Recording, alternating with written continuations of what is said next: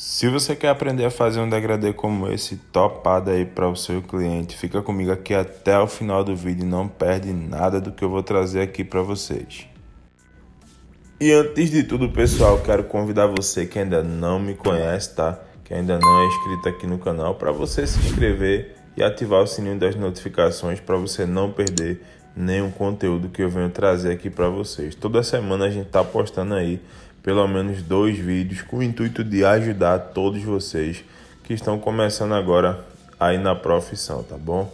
Para começar esse corte, gente, vou começar aí tirando o excesso do cabelo do meu cliente, utilizando aí o pente, né, o pente de mão e o pente de máquina número 2, fazendo aí um movimento reto somente para a gente retirar o excesso do cabelo dele e manter um pouquinho da aresta mais cheia, tá? Fazendo esse movimento certinho, você consegue tirar todo o excesso aí do cabelo do seu cliente. Logo em seguida, eu já venho com a máquina 0, com a regulagem completamente baixa, criando uma marcação cerca de um dedo ali na altura da orelha dele. Esse degradê, como vocês viram aí no começo, ele não vai ficar tão alto, então a gente vai começar ele fazendo um pouquinho mais aqui na parte de baixo dele, tá, gente? Você precisa deixar essa marcação bem limpa e bem nítida, porque fazendo a marcação certinha, fica bem facinho de você fazer o disfarce logo em seguida. Gente, depois de marcar com a 0, eu venho com a maquininha de acabamento, tá? Retirando esses excessos aí na parte de baixo. Muitos barbeiros gostam de deixar essa parte por último, eu prefiro já fazer logo no início do corte, tá? Não é uma regra, é apenas uma preferência minha. Então, utilizando ali o espanador e a maquininha de acabamento, a gente vem deixando essa parte de baixo bem raspadinha. E agora, pessoal, com o pente número 1, a gente vai criar uma nova marcação, cerca de um dedo em cima da marcação que a gente criou com a 0. Pessoal, olha só como eu faço essa marquinha, tá? Bem limpa, bem nítida e ela bem alinhadinha. É importante você assegurar que essa marquinha fique bem desse jeito como eu falei, para ficar facinho de você disfarçá-la depois. Após marcar com a 1, agora eu venho com o pente 1,5, tá? Com a regulagem completamente baixa, e eu deixo novamente uma marca criada cerca de um dedo e meio acima da marcação da 1. Por que eu faço todas essas marcações? Essas marcações elas me servem como limitação de espaço e fica mais fácil para mim saber até onde eu posso subir com outro pente para poder começar a disfarçar. É por isso que eu considero o degradê de marcações a melhor técnica para quem está começando agora na profissão e quer ter uns cortes aí bem feitos, tá? Eu já venho agora também com a 1,5 na regulagem intermediária e logo depois na alta, para a gente conseguir criar a conexão. Lembram que no começo a gente passou o pente número 2 para tirar o excesso? Pronto. O 1,5 fazendo um movimento em C, ele vai fazer com que essa parte crie conexão com a 1,5. A parte de número 2, ela cria conexão com o pente de número 1,5, fazendo um movimento em C e utilizando a alternação da alavanca, né? Alto, intermediário e baixo. Alto, intermediário e baixo. Fazendo dessa maneira, com certeza você vai ter uma conexão aí muito boa para fazer o corte do seu cliente, tá? Eu dou uma repassada ali com a 2, somente para retirar um pouquinho de excesso que tinha ficado, para não tirar na 1,5 e ficar muito baixo. Agora eu volto novamente com o pente número 1, dessa vez com a alavanca intermediária e alta, fazendo um movimento em C, tá? Que é um movimento de disfarce e preservação, para que eu não invada outras áreas de corte que eu já fiz com o 1,5. Lembrando sempre, pessoal, de deixar a mão bem levinha, tá? É muito importante você deixar a sua mão bem levinha para você conseguir fazer o movimento certo e não criar outra marcação, tá? Você fazendo aí da maneira correta, fica tudo bem certinho. Depois de passar a 1,5 e a 1, agora a gente vem com o pente meio, criando uma nova marquinha, cerca de um dedinho ali acima da marcação da 0. Gente, essa marquinha ela também precisa ficar bem limpa e bem nítida, tá? A partir daí a gente vai começar a criar a conexão agora do pente meio para o pente de número 1, que foi o último que a gente tinha acabado de passar.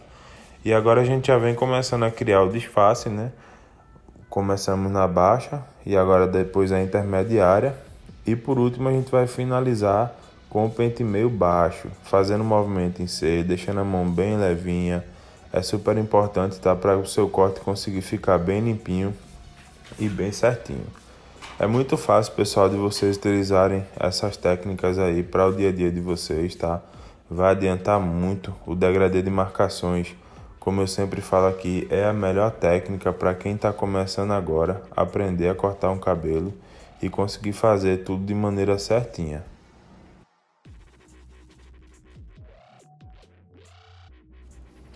Agora, para fazer essa parte de cima, né, a gente vai utilizar aquela boa e velha técnica do mecha-mecha, como eu já ensinei aqui para vocês em alguns outros vídeos, tá? Agora eu percebi que o meu borrifador estava vazio, então eu fui dar uma enchida nele para poder fazer a parte de cima aí, deixar bem molhadinho o cabelo do cliente. Gente, essa parte do vídeo aqui não vai ter aquela parte de alinhamento, de acabamento, tá? Porque esse meu cliente, ele não gosta de fazer com a gilete, a pele dele fica irritada. Então a gente não faz, tá? Não usa gilete em nada, absolutamente nada. A gente só retira os excessos com a maquininha e pronto. Ó, eu molho bastante, tá, o cabelo do cliente, não a ponto de ficar escorrendo água pela testa dele, pelo rosto dele de modo geral, mas eu deixo o cabelo dele ali bem molhado, tá? E depois eu venho definindo o tamanho que eu quero que esse cabelo fique junto com o meu cliente. Ele não queria tirar muita coisa, então basicamente a gente tirou bem pouquinho.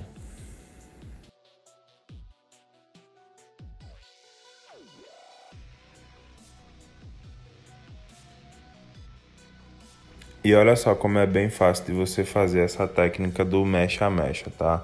Definir o tamanho ali com o cliente, você vai cortar o primeiro tamanho, o tamanho da primeira mecha, né? Baseado no tamanho que você fez ali com o cliente. E na hora de pegar a parte de trás, nós vamos utilizar a própria parte da frente como um tamanho de referência para que esse cabelo seja cortado basicamente todo por igual, tá? Na parte de trás, quando eu puxo, ela já fica um tamanho restante do tamanho da frente. Eu não consegui pegar um ângulo bom para filmar a parte de cima nesse corte, mas aqui no canal tem outros vídeos onde eu ensino vocês a estarem fazendo esse corte, né? Todo na tesoura na parte de cima, fazendo dessa forma aí, ó, puxando o mecha a mecha. É bem facinho e bem prático para você estar executando aí no seu dia a dia.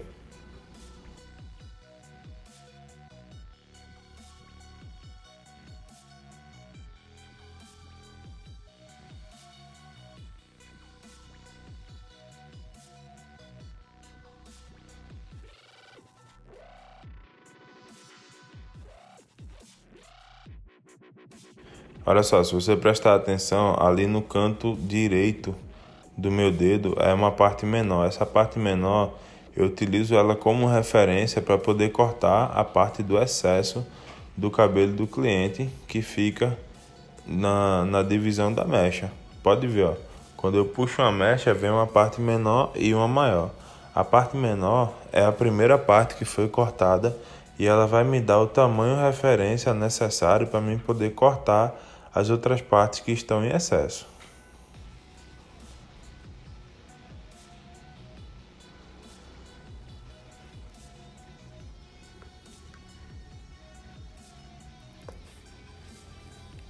Agora eu vou repetindo o mesmo processo, só que do outro lado, né, da cabeça do cliente.